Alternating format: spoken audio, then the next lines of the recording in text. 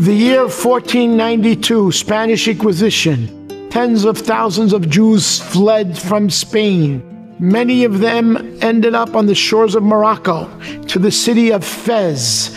There in Fez, that was the capital of the Muslim religion. And the Jews there were determined to keep their Yahdoot, their religion.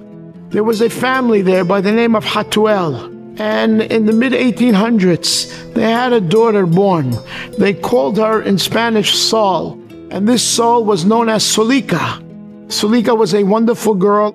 And one of the ambassadors saw her, and he said, this beauty should only belong to a king, to a sultan. The sultan came down and saw her, and the sultan decided that he wants to marry her. She absolutely unequivocally refused. They said, listen, if you don't do it, they're going to execute you in public. She says, fine with me. I'm not going to convert. I am not marrying a Gentile. It's never going to happen. The Beit Din of Fez got involved, and they told her, you're no better than Esther HaMalkah. Queen Esther was taken by King Ahasuerus. As long as you're passive, it will be okay. She still refused.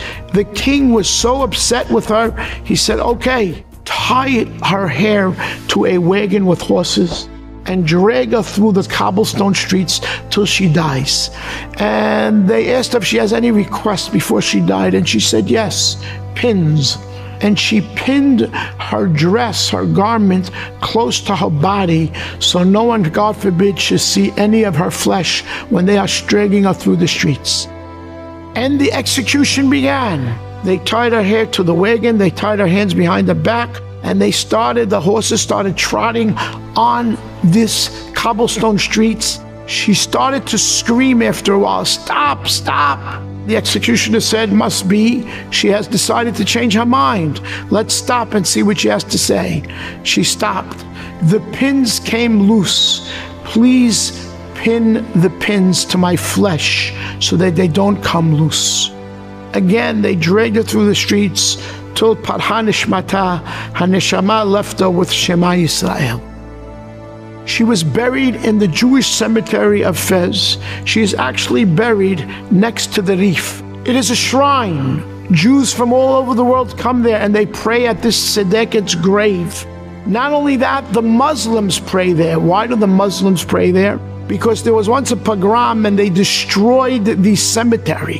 And when they smashed her grave, they realized that her body was whole, and they realized that this was a very special soul. And even till today, the Muslims pray at her grave. When any Jew passes through Morocco, they go to the Tzedeket, Solica, Hatuel, and they pray at her grave. Why do I tell you this story? You have here a 17-year-old girl who was not only Moser Nefesh, but she gave up her life. She understood what it means for a man to look at her. She was ready to die for it, and not only to die for it, to be tortured while she was dying, to die al Kiddush Hashem. Don't you think we have to now understand how important it is not to look at things that we are not supposed to be looking at? What a great, great schar reward it is to be Vaima'en. The Nisayon is great, the test is great out there. But when we study and we look in Hazal and we see what people did to be Vaima'en, to fall into that category of Vaima'en, she was given a heter by the Beit Din. She could have been passive and she could have saved her life. She says, I would never do that. And then look at the Mesirut Nefesh pinning her dress to her flesh. And how important it is to understand from this that really we should not look where we're not supposed to look.